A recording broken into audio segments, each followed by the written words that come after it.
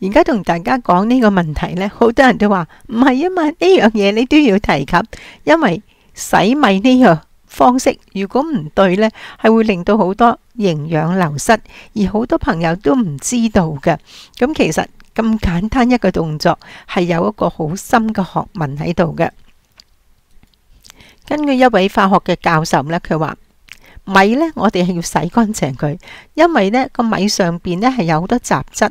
啲灰塵，同埋有時呢仲有啲農藥喺度嘅，所以我哋必須要洗乾淨。但係喺加拿大呢，我見過有一個米呢，佢寫明係無需要洗嘅。我覺得如果你真係買呢隻米用嘅朋友呢，希望你唔好聽佢講唔使洗米，米係一定要洗嘅。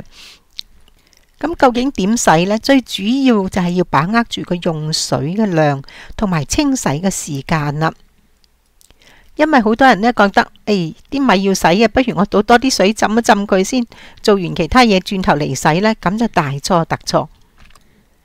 因為米呢有不少嘅營養成分，其中嘅維生素 B 群呢係屬於一種水溶性嘅纖維素嚟嘅，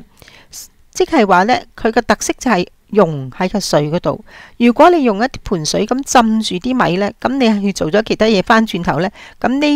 呢個裏邊嘅維生素 B 群好多就已經溶咗喺個水度。你洗完倒咗啲水，咁即係冇咗呢啲維生素 B 群啦。而且當我哋啲水太多嘅時候呢，啲米粒本身係乾噶嘛，咁如果你太多水浸住佢呢，啲米粒呢就會索咗啲水，就容易發脹，咁變咗你真係煮好呢個米食嘅時候呢，你都會覺得佢個口感係差咗嘅。咁究竟用幾多水先唔啱呢？就係將你擺咗啲米落去，再加水，啲水蓋過啲米少許嘅時候呢，你就可以用個手向一個方向咁撩下佢，咁就即刻倒咗啲水，就再重複呢個步驟2次至3次，唔使話放一大盆水，雙手大力咁捽，咁就會捽咗好多營養素出嚟噶啦。咁你重複咗3、4次呢個嘅咁樣撩幾撩，又倒咗佢，又再重複呢，呢個米就已經係好乾淨噶啦。